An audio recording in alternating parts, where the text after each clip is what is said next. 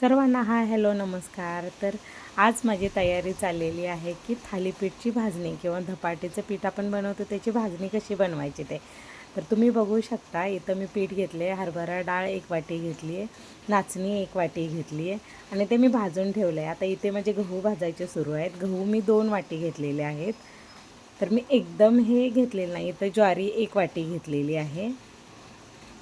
तर हे सगळं प्रमाण मी एक एक वाटी असं करून तुम्हाला दाखवलेलं नाही, कारण मी हे वरचेवर काढून भाजत होते आणि हे कडधान्य सगळं मिलेट्स भाजायला वेळ लागतो. मग मीडियम गॅसवर आपण ते भाजू शकतो. आता इथे मी मटकी आणि मूग अर्धी अर्धी वाटी घेतलेलं आहे.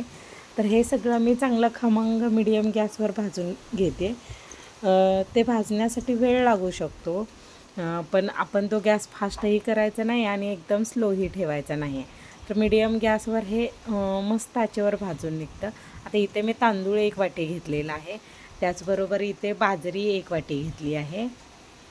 तर मी माझ्याकडं जेवढी जी काही कडधान्य होती, जे काय डाळी वगैरे होतं, तर मी सगळं यामध्ये घेतलेलं आहे, जेणेकरून ते मुलांना खाताना ते मस्तपैकी सगळे कडधान्य जातील त्यांच्या पोटामध्ये.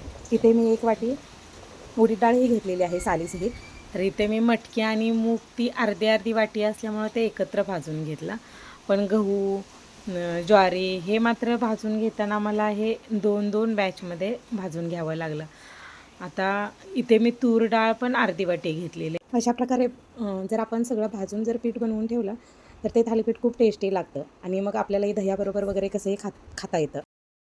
तर माझं इतकं सारं भाजून झालेलं आहे, तुम्ही बघू शकता. म्हणजे माझी जवळजवळ एक परात भरलेली आहे. म्हणजे ही सगळ्या कडधान्य 1 वाटी, अर्धी वाटी, 2 वाट्या असं करत करत अगदी परात कधी भरून गेली ते मला कळालंच नाही. म्हणजे इतकं ह्याचं पीठ भरपूर होणार होतं. अगदी पावसाळा होईपर्यंत मला ते पीठ पुरणार आहे आता. आणि इथे मी भरपूर असा जिरे घेतलेले आहे, ते जरा भाजून घेतलेत. इथे ओवा घेतला आहे, हातावर जरा बारीक कुस्करून घेतला आणि असाच घेतला. आता ही सगळी भाजणी आहे ही खूप गरम गरम होती. मग चला म्हणलं हे फॅन खाली थोडीशी गरम आहे ती थोडी थंड करून घेऊयात. आणि हे मी चमच्याच्या साह्यानं पसरवायचा प्रयत्न करत होते, पण ते काय पसरलं जात नव्हतं. म्हणूनच मी हातानेच असं पसरवून घेत होते, कारण मला त्याचं लगेचच ते गिरणीत घालून मला पीठ तयार करायचं होतं. म्हणजे एक 15 ते 20 मिनटं मी फॅन खाली ठेवल्यानंतर हे सगळं धान्य होतं ते आता थंड झालेलं आहे. आणि चला मग आता हे मी भरून घेते.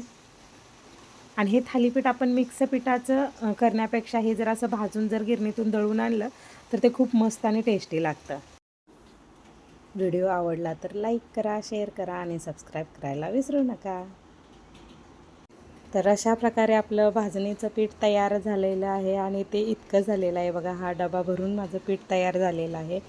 आणि आत्ता पूर्ण पावसाळा मला ह्याचं थालीपीठ किंवा धपाटे असं वेगवेगळे पदार्थ मला बनवून देता येणार आहेत. तर तुम्हीसुद्धा असे थालीपीठची भाजणी तयार करू शकता आणि पावसाळ्यात वेगवेगळे पदार्थ बनवू शकता. ओके बाय, भेटू पुन्हा.